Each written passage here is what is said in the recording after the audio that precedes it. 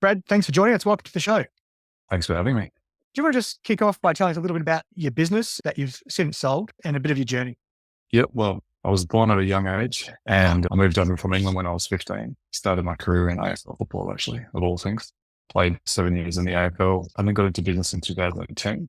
I was a 24-year-old and decided to hang up the boots after repeat injuries, but more so the sort of loss of love for the game. I guess once you lose that passion, you lose that 1%, you become mid-pack and then you lose what kind of got me in the game in the first place, which was my competitiveness and attitude. So then I decided to sort of put it into business. I'd always had a business mind all through my career. I was thinking about what can I start outside of work.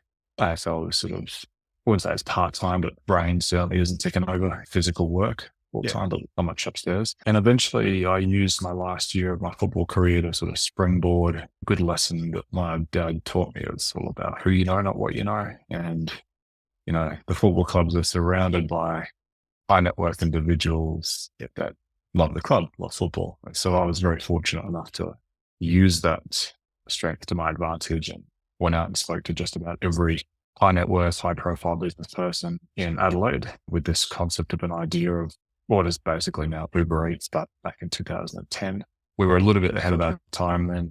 That's why the business had so many pivots and fails and ups and downs. But that's essentially how my business career got started. I started with a piece of paper and an idea, and after conversation after conversation, it was, how do I get this to be a business? And people were pretty blunt around, well, you've got to have money, you've got to have a product, you've got to have credibility, you've got to know finance, you've got to know legal, so I would just, like a domino effect, kind of follow the trail of people that I needed to talk to get a business off the ground. Yeah, I kind of muddled my way through my first $1 million of capital, finally got there in the end, and then we started the business. So that was 2010. It kind of brutally came to an end in 2016 where I got given my marching orders.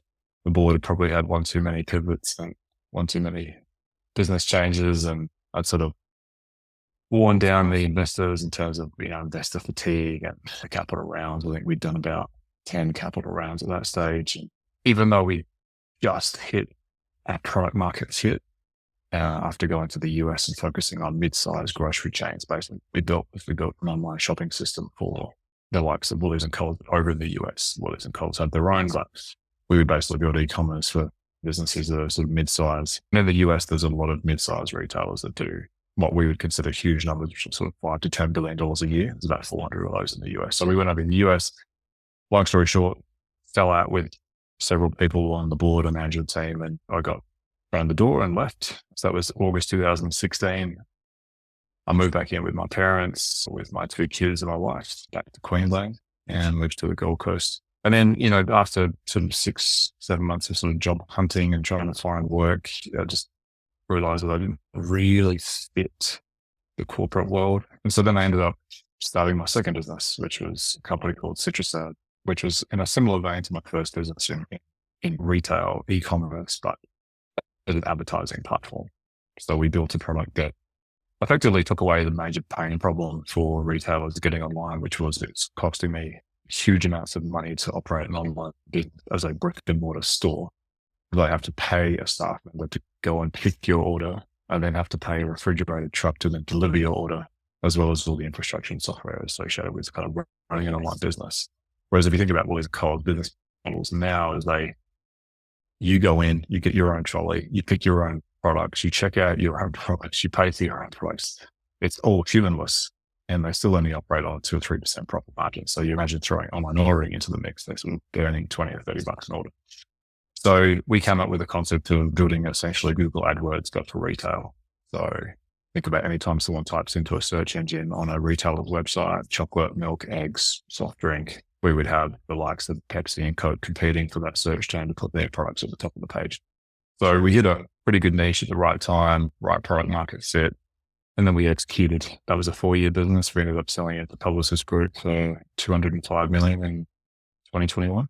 So whilst it was less than 4 years, it was really a 12-year journey that sort of got us there. So newspapers don't like the elongated story. They much prefer the fast story, which doesn't tell the pain and tribulation to get there. But so we exited in 2021 after COVID was hard. We went through ups and downs of COVID, as everyone did. You learn a lot about yourself and a lot about the business world during COVID. luckily we came out the back of it in pretty good shape. Had a bit of luck along the way with capital raising. Even as short as it was a hugely bumpy journey, even the second business where you think you know a lot more than your first business. So got to the end, reached the exit or the pinnacle of what all startup founders are trying to achieve. Definitely didn't feel the way I thought it was going to feel. I'd get that balloon of anxiety and pressure was going to burst, and it just didn't. It just changed. It just changed from sort of one set of shareholders to another. So we went from self-pressure with existing shareholders and their money to making sure that the company that bought us was happy, keeping the staff happy, and keeping sort of always trying to find to keep everyone happy.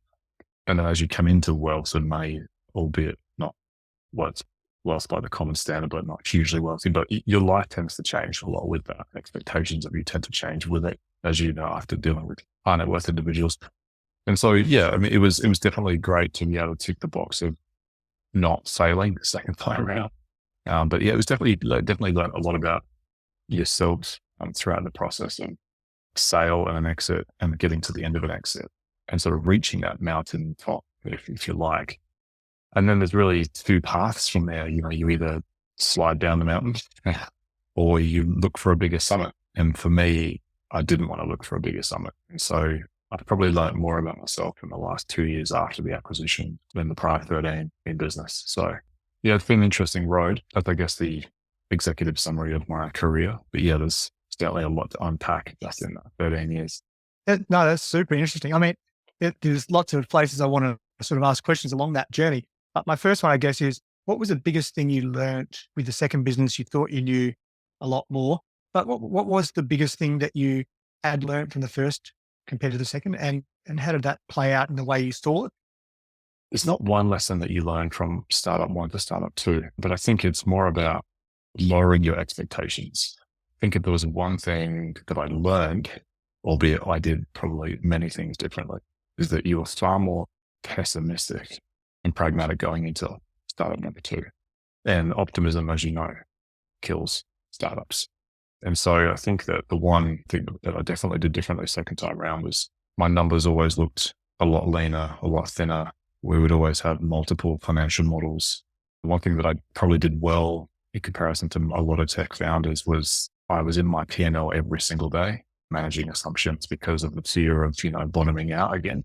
So that was definitely a huge lesson. The second lesson would be the value of soft skills. And what I mean by soft skills is the ability to not to lose your shit when things aren't going well, which is 99% of the time.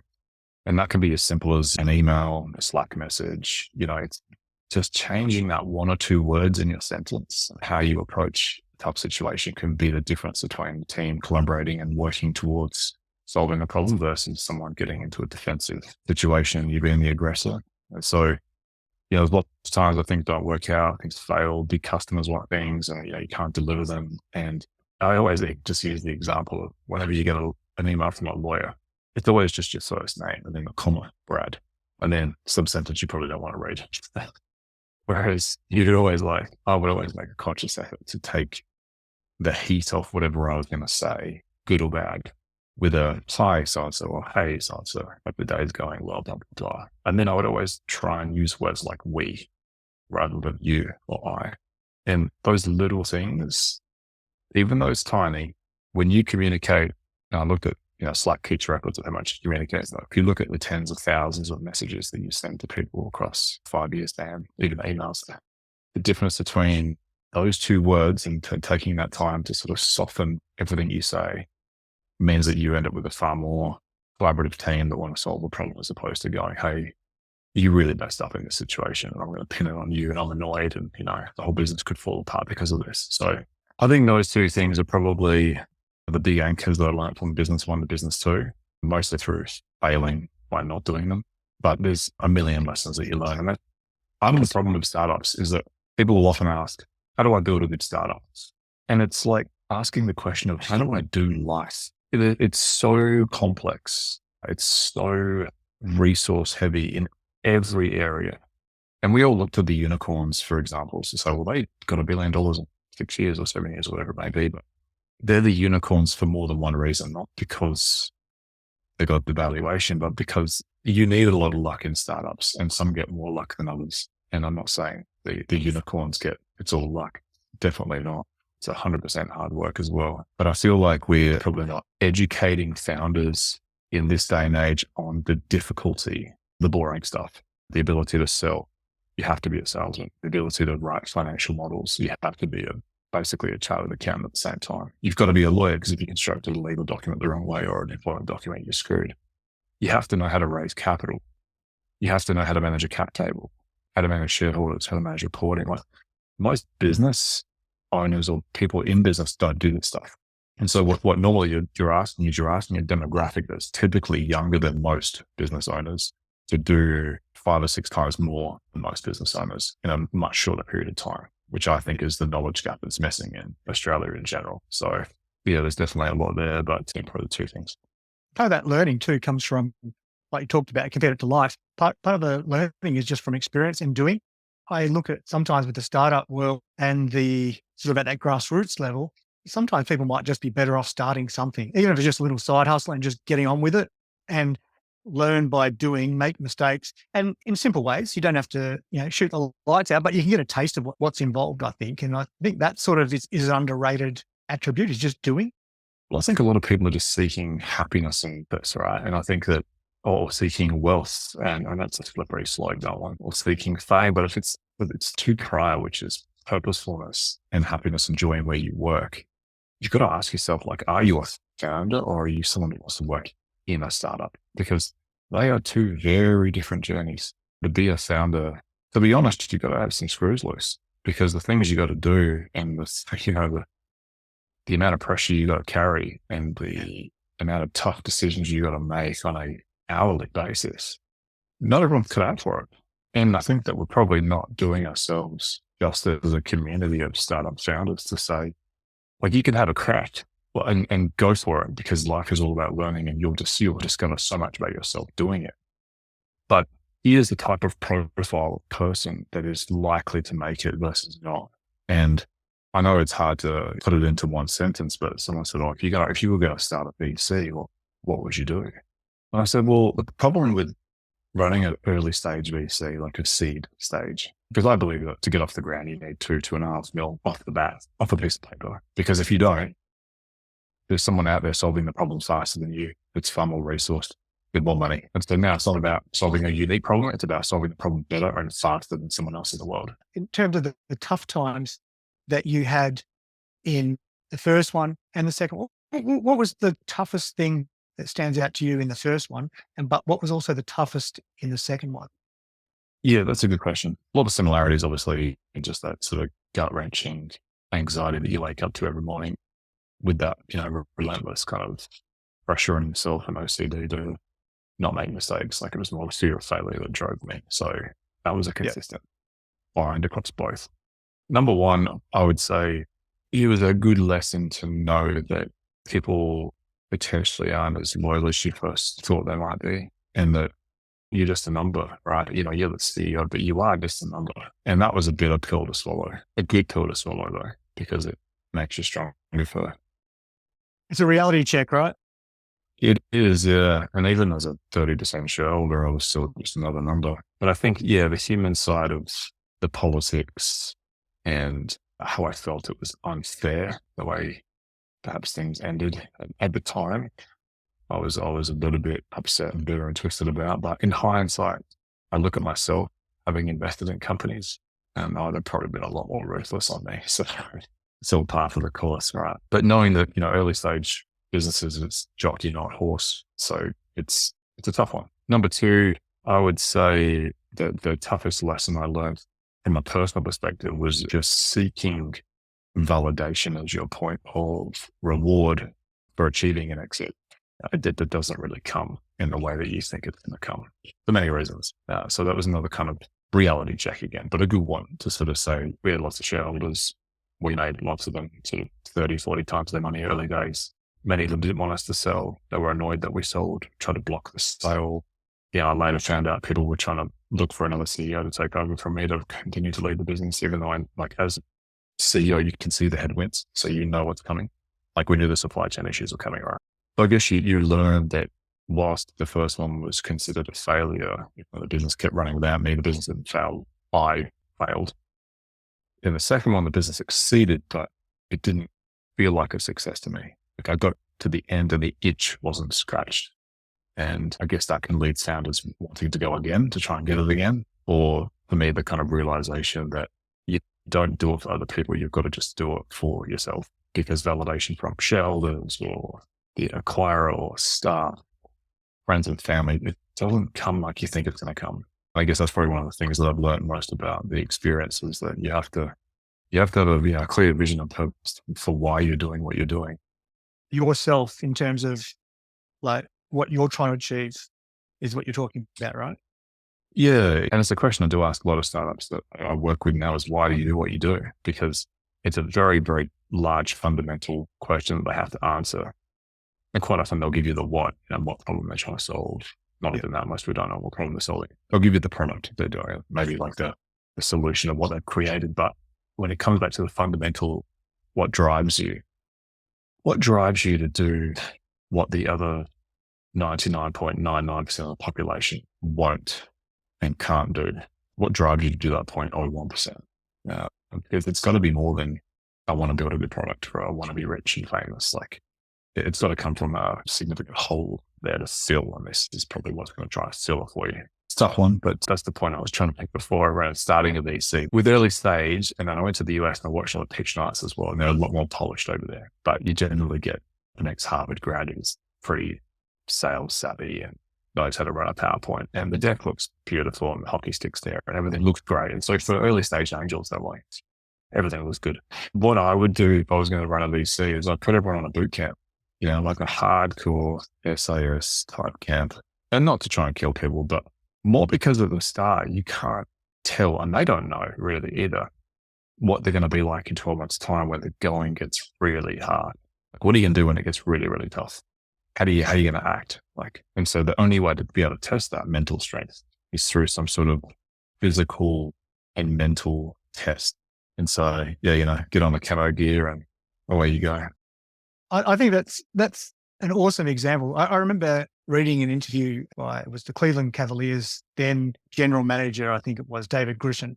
And he was talking about, in the NBA, picking the draft picks and that sort of stuff. Sometimes they hit, sometimes they're missed, but they got all the physical attributes. It looks great. And I think he was talking about a guy called Anthony Bennett, had all the physical attributes, but ended up being a bust. And he was talking about the fact that until people under pressure and enduring some hardship, you don't know how they're going to react when things get hard.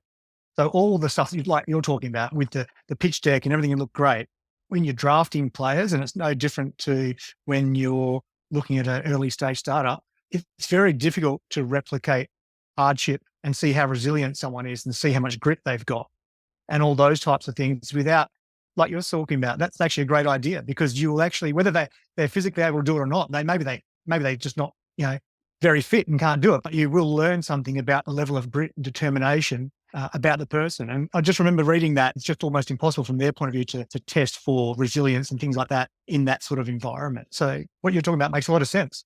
Anyone who's in the top 1% will have a similar trait, in the sense that that they will go to the death to achieve what they want to achieve.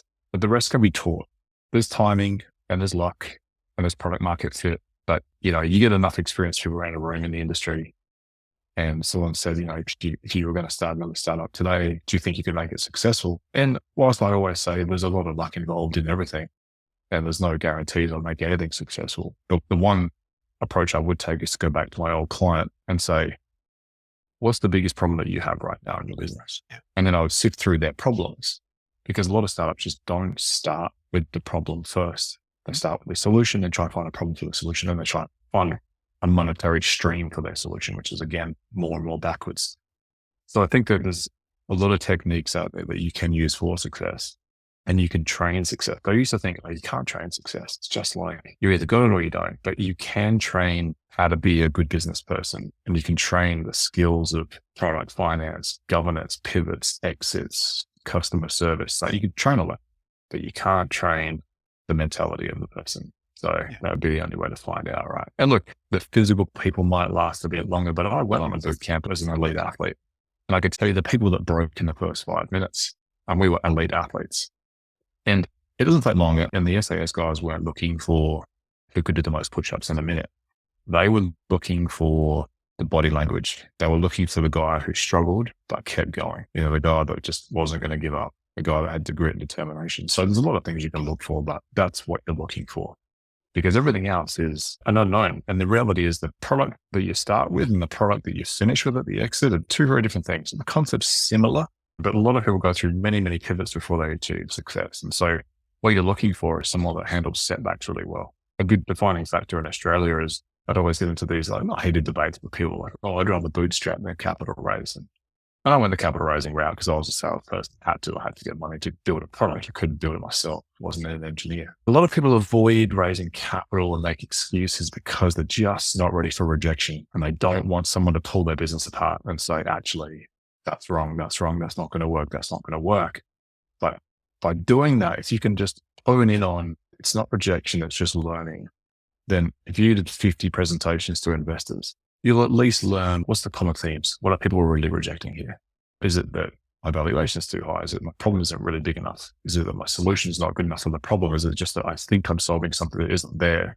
And once you get to those skills, you'll realize this isn't actually the vehicle that I need to take to market. I need to go take something else to market. But you'll learn a lot about the process and yourself in doing so. So I think those who want to be successful will seek help from people that have done it before, which is where I think there's a nice opportunity in the market now for current tech founders. And why I'm sort of mentoring people is that because when I started out, I was in a generation of early tech.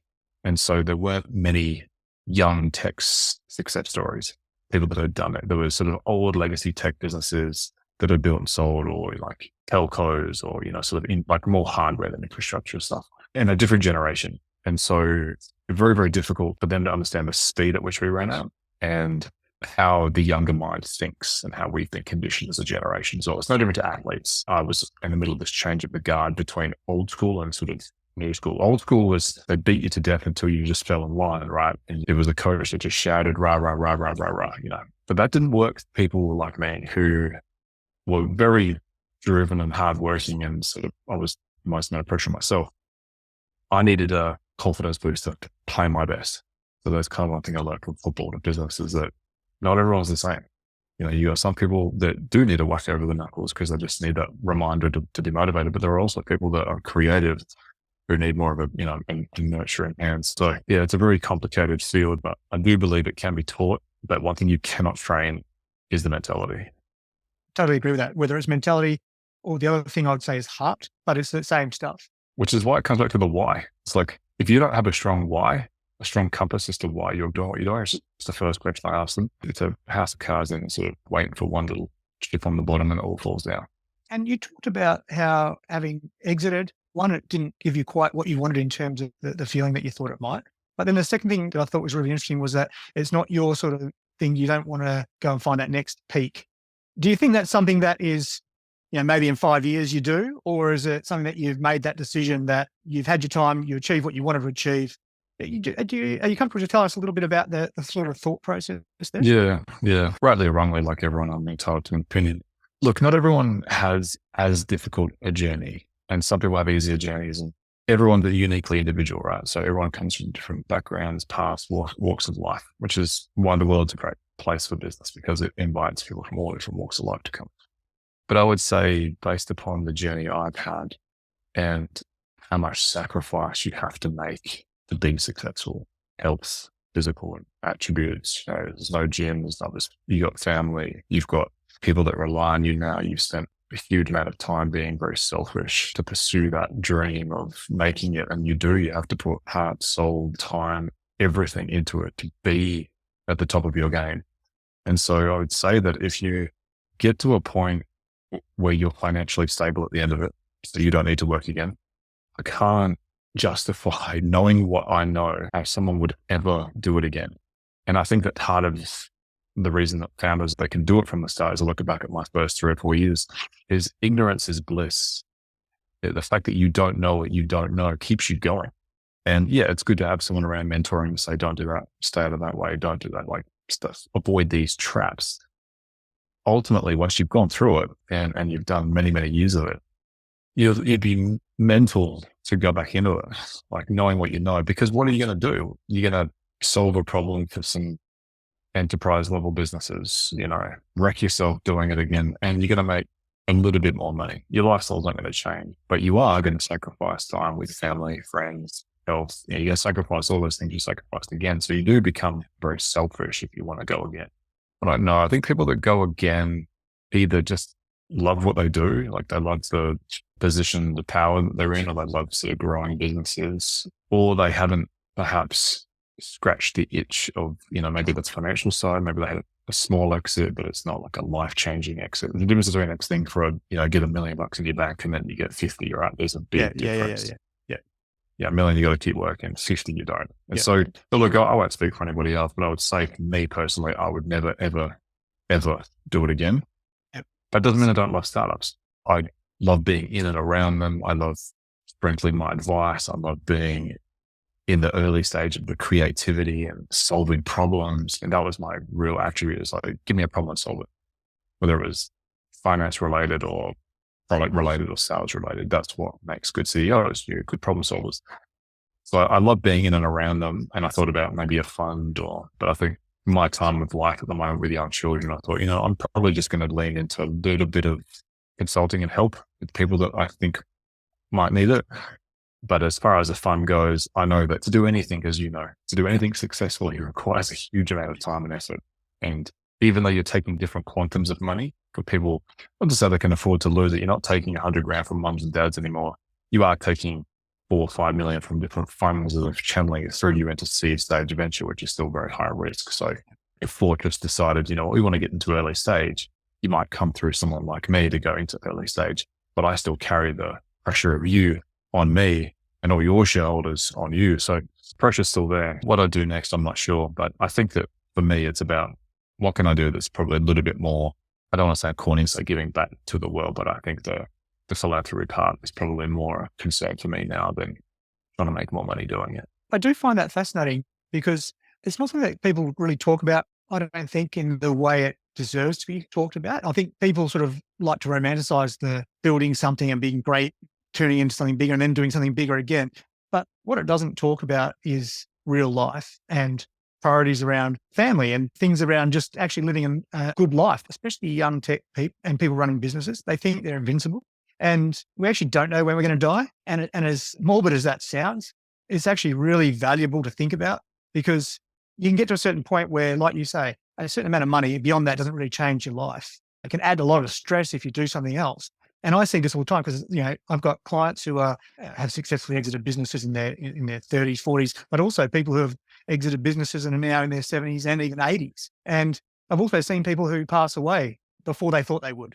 And so their life plans of, we're going to travel and do these things later never eventuated. So there's merit in thinking about what type of lifestyle do you want. And it seems to get a bit, not a bad rep, but it's like you're not hungry enough if you don't. But I don't think that's the case. I think there's very much a part. No, I think it's totally opposite. In society, I think that serial entrepreneurs are selfish entrepreneurs, and that's a very controversial thing to say. But I would say those that keep seeking more and more and more, it's greed. And to be honest, if you've got enough, like unless you're doing something that's going to, cure cancer or, something that has a real valuable purpose to it, that's different. But I would say if you looked at people that are serial entrepreneurs, probably their home life is a little different. Perhaps they're single and don't have children or don't have a big family, and they can afford to do it, because they prioritize work and that's their choice. That's fine. But if you do have family and you have children and you have time that can be spent elsewhere, I think that it does become a much, much easier decision to say, and especially after the difficulty and the trauma and the shit you have to go through to get to the top, like it'd be pretty bonkers to do it again, I think. And people think that, especially when they've got young kids, when you're in the middle of all that, raising kids in a family, it sort of seems like it lasts like that forever. I've sort of come out the other side. I've got 4 and they're now all in their 20s, right? I thought that we would have this little family of the 6 of us, my wife and my 4 kids, and you don't think about it because they're there for so long. But then suddenly they grow up and off they go. And now it's really just me and my wife.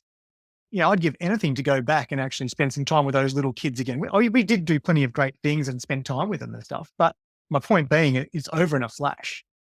And if you get that opportunity to actually have great time because you're financially secure and you don't have to do a startup again, I'm kind of with you on that. I think it makes a lot of sense to actually take that. Well, we all spend a huge amount of time and effort to try and achieve money to buy back time. Ultimately, the only thing that you can't really buy in life is more time. So I think that once you realize that early, and I'm fortunate to have had a relatively tough time in business to know that, like it or not, like if I didn't have an easy time, I kind of got a bit lucky here and there. It may have given me the, let's do it again. That was fun kind of thing. But yeah, I honestly think if you are in that, top echelon that do actually get to an exit that's worthwhile, you have done the yards and it's very, very, very difficult. So yeah, I can't see why you jump back in it again. But yeah, look, I mean, each to their own. They do like startups and, I would get back and help people, but I would never sit in the chair again. Tough chairs. And What was your biggest strength as a CEO when you were in there doing that? I think you've got two types of strengths. You've got the mental strength and then the tactical strength. So without the mental strength, everything else kind of falls apart. But the one thing that I did have was this enormous fear of failing, which kept me driven. And I would work crazy hours, crazy hard. I do silly shit all the time. After going to the gym and having too much stress, and I ended up in the ED with atrial fibrillation. Next morning, I took a flight to the US to try and close a deal, did a day trip to Detroit from Adelaide, So you do crazy stuff like that. And I think part of the Australian mentality is you can't sit behind a desk and sit behind Zoom and expect to grow a business. People buy people. And so you've got to do the yards. Like you've got to get on a plane and travel and go meet people, especially if you're going to try and do business overseas. Because people work with people they like, people they trust. If we're startups, because startups often have no balance sheet and they've got nothing but mostly smoke and mirrors to start with. And so it's a lot of trust involved. So I think my biggest strength was obviously, your mental strength, knowing, keep going, don't give in. But then it came down to composure, I think, was the big thing. Because if you go, every meeting was life or death. You sit in a meeting with Woolworths and their procurement team and you're shitting a brick. Like you're thinking, if I don't get this deal, life's over. Like it may not have been that grim, but like if you don't win it, it sends signals to everyone else like, oh, well, they're not going to get anything else. So your shareholders start to think, well, I didn't get that deal. I mean, and so you do go into every meeting like it's life or death. Because everything's amplified, right? 100%. So, and then of course you add on that competitiveness of wanting to win and that self-pressure of perfectionism.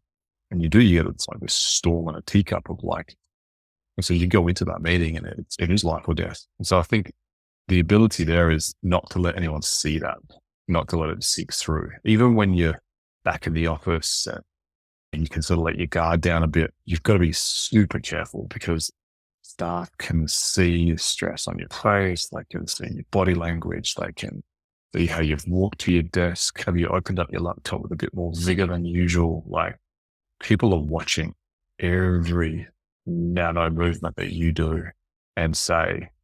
And so whilst it's not good to be overly positive and bullshit people like the real sort of truth occasionally, you have to have this like, and I'm fortunate to be an introvert by nature, is you have to have this stoic nature about you to be able to run a business. Otherwise, when you get leakage of emotion, everything's has to fall to shit real fast.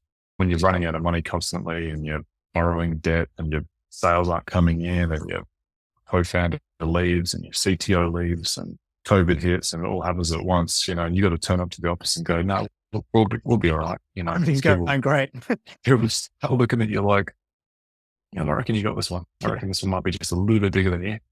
But that's what you have to do. And that was a true story. December 2020. This is one slide I give to people if I ever do a presentation. I'll show you how quick things can change, but how one slide doesn't tell a story. Valuation and a number doesn't tell a story. Because I often go to the end and I say, all right, we worked with, 90 odd enterprise clients at the end and we were doing about 50 million in revenue. And we sold, for the number, I'll go back for months, a little bit more than 12 months. So February of 2020, my co-founder had resigned. So my CTO had resigned. My head of product was toxic and killing the dev team. We were on the back end of a 6-month failed capital raise in the US and locally. My COO left as well because he thought the business was going nowhere.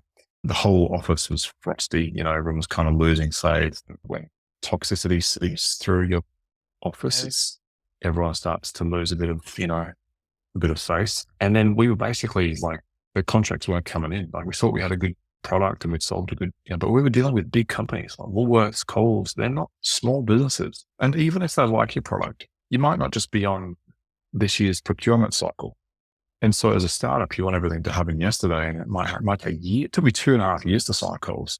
These things take a long, long time. And you have to sort of speak it all together while things aren't going well. But we ended up taking money from Molus, or now MA Financial, who I have a lot of respect for, not just because they gave us the capital, because the way they treated us once they gave us the capital, and how they were very founder first. They weren't over zealous in the way that they would try and advise us which way to go. They were, and they backed us. They gave us a good check, and we repaid them. Obviously, we had some pretty good times after that. But at the time, we owed ANZ Bank $1.5 million, and we had no way of repaying it. And luckily, ANZ were nice about it and let our credit sort of extend. But the current shareholders were like, "Oh, we'll give you the money and we'll take it at a $5 valuation." So we would have been crippled. Right. Yeah. Okay. And then one of our customers wanted to invest. Oh man, it got really scary at that point. I won't mention who it is, but we almost lost the deal because we didn't take the investment. So we were playing a really fine, nice edge. So you're like, hey, there's a bird in the hand here, but it could sink us long term. Taking money from one of your customers could also upset all the other customers, but we don't have any other options. And then luckily, we waited a little bit longer. Molus came in, COVID hit. They bid the real term sheet they had at that point. I just about 30 of them. And we were the only deal. And then, 12 months later, we sold. The point I was trying to make with that one particular set of slides was just like you talked about, you never know when the end is. You never know when you're going to pop your clogs and die. You never know when it's going to turn, or a little bit of lady luck is going to be in your back. But it's those who hang on the longest often get the success stories, right? It's so many times that we should have just gone, you know what? It's like, not only am I exhausted, but the odds of us making it from this point now are pretty remote. Yeah, it paints a pretty grim picture, right? And you're talking about just at the start of COVID, it would be easy to look at it and be, hang in there, look at what it created. It's incredible. It's not something you would probably have predicted. No, and I guess that comes back to the secret sauce you were talking about earlier. What makes a good founder, or what makes you successful, is that the guys at MA Financial were looking at the jockey, not the horse, and like the fact that I've done 11 years of startups and I've done 2 businesses, and they knew they liked my pragmatism. They liked my pessimistic nature. They liked the fact that I was a perfectionist, but I was pretty tough on my numbers. And I like firms like that. And I work with them now because I want to try and give back to the people that helped me along the way. But the one thing that I carry that a lot of, I won't even call them a VC because they're just not. As you know, as a family office, you have certain criteria, right? You got to go back to your shareholders. You've got a certain business plan that you adhere to. But I think one of the misconceptions about VCs in this country is that they write checks to anybody, and they just don't, unless you're post revenue. So the thing about MA Financial is that if they can see a horse that's going to get them 3 to 4 times and with strong conviction, they'll back it. And that's what I like, is that we did the rounds here in Australia with the VCs. But we did the rounds, and look, some better than others. And I ended up speaking to one of the guys and just said, look, just be honest with me. Like, why don't you want to invest? And he said, look, you just don't fit the mold. We have to look for home runs. Like, we have to try and get something that's going to get us 10 times. And we think that you've got a pretty solid 5 times business, but on that basis, we have to pass. So I almost felt sorry for him because I was like, well, rather than the actual investors who invest in your company getting a return, you as a business have this philosophy of 10 to 100x, and you'll piss up the wall 100 mil in shitty companies because they have that hockey stick type of potential versus actually getting a return for your larger investors who want the money back. So it's a bit weird, but I get it. I get why they do it, because if you've got a business plan, even if something's good, you shouldn't really break your business plan just because then you'll end up all over the place. But a lot of young startups don't understand that that's how venture capital, or a lot of venture capital in Australia, thinks. So when you go and pitch to your investor, do you know what your investor's even wanting to buy? do you know their criteria? Do you fit in their criteria, or are you just going to waste their time or waste your time doing it? So No, they're very rule driven, a lot of them here in Australia, which is kind of ironic in terms of the disruptive nature of the industry that they're in. But they do have very stringent criteria that they stick to. Brad, what was the best advice you were given along the way? I won't say it wasn't a lot. It was not like I didn't sit down with Richard Branson and he said, "Hey, Brad, blah." You learn as much from someone's body language and how they respond to you as you do from what they say. And I think that if you're the founder, you get a lot of your value out of asking questions and asking tons of questions of tons of different people. And so one of the things that I think, looking back at founders I'm trying to coach versus what I did, is I had probably 50 times the conversations I did. Rightly or wrongly, you learn so much in a conversation about the person, about yourself, about what you're doing, body language, all that sort of stuff. But in terms of like gold nuggets though, optimism kills is probably one that still resonates with me a lot. And then a lot of it really came from self-discovery. So looking at what didn't work and then evaluating why it didn't work. And I think, if you were to rephrase the question as to say, well, what advice would you give to someone else? I would say the best advice I would ever give someone is go out and try and raise $2 million. To do that, you have to build a very, very good business plan. You have to legitimately explain that you've solved a real problem, that problem is large enough to warrant being solved, that you've got a solution to the problem. You've got a financial model. A financial assumptions page should be the most detailed aspect of your business plan. It shows that you've got the courage to pick up the phone, shows you've got the courage to network, the courage to take rejection. And if nothing else, if you get to the end and you really don't need the money, you at least know that you've got a business plan that's worth attacking. Because if you don't raise money early, you're going to waste months, years building products, potentially putting your mortgage into it. Maybe you're building it yourself, maybe your time, but you're wasting your time because in Australia, there's plenty of money. There's plenty of angel money worth $5 to $50 million that want to put 50 or 100 grand into something interesting. But half the job is you got to go find them. Like that's where the business starts.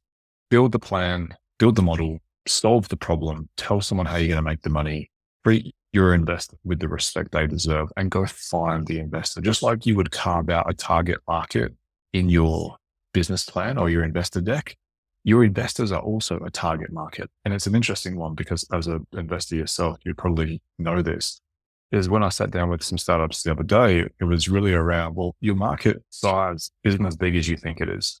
Because I've sat in front of Jerry Harvey and some of the biggest names in Australia. And you think, oh, well, to them, it's nothing. It's just 100 grand. But the problem is that when their portfolios are so big, it's too small for them to worry about. And so you're in this conundrum of they've got to be wealthy enough to be able to speculate on 100 grand, but they've got to be not wealthy enough that 100 grand, if it gets to 20x, actually has a material change to their lifestyle. So I would recommend people sort of trying to find that 5 to 20 mil net worth. Anyone, not saying anyone above, but when you're in the hundreds, billions type people that you think, oh, he's got the spare cash, you don't have the time. They don't have the time to think about this sort of stuff. And you're not going to make any impact on their lifestyle. So unless they've got some sort of personal connection, they're not going to help you. So that's the target market. And unfortunately, that is also one of the things that is just not talked about in Australia is how to raise capital. So I think that any piece of advice I give to any startup founder is go and raise capital, go and approach raising capital, because if you can raise capital, you've got a business that's worth starting. If you can't raise capital, you probably don't have a business or what it takes to get there. As brutal as that sounds. Oh, I think that's great advice. Very good advice. And it's not something that's talked about a lot. There's different views out there, but often it's not what you've just talked about, how to do it and what you'd suggest. So I think that's very interesting. Australia has a very good angel network. Hard to break into sometimes, but venture funds, family offices, as you know, there's lots of different buckets of money everywhere with lots of different strategies. Family offices tend to join the sort of Series A on the back of other businesses who've seen or got something. So people like to invest in herds as funds, but that's no different to angels. So, a lot of the money that I raised was built around the golf course. You get one guy who's in and his decision making is, well, do I put 100 grand into this tech startup or do I put 100 grand into Wagyu beef? And it literally came down to that public decision making. And we were just slightly more interesting. And then you got to create the fear of missing out. So then you got to get 3 or 4 other guys on the golf course. Oh, you're in. Oh, if you're in, I got to be in. And then you create the fear. And then, as I say to people, it's easier to raise 2 million than it is to raise 200 grand because I can tell you as an investor, if you are raising 200, I know that doesn't give you anywhere. It doesn't even pay your salary. But I also know that, let's call it a million, so I'm not being facetious. I would rather you have two, because the money that I'm buying in, that's the same valuation whether you raise one or two. What I want is, I want safety in numbers. So I want 15 other people that are in this, so that when you come back to the trough and try and raise money for a second time, which you will always, whether it's 6 months or 15 months from now, I want to know that this is another 14 people that can help carry the load. So it's as much a science as it is an art, raising capital here. But angels are the way to go, 100%. There's no other way that I would go. Good advice. Brad, thanks very much for your time. It's been fascinating to hear your insights and appreciate your candor on all of these topics. No problems at all.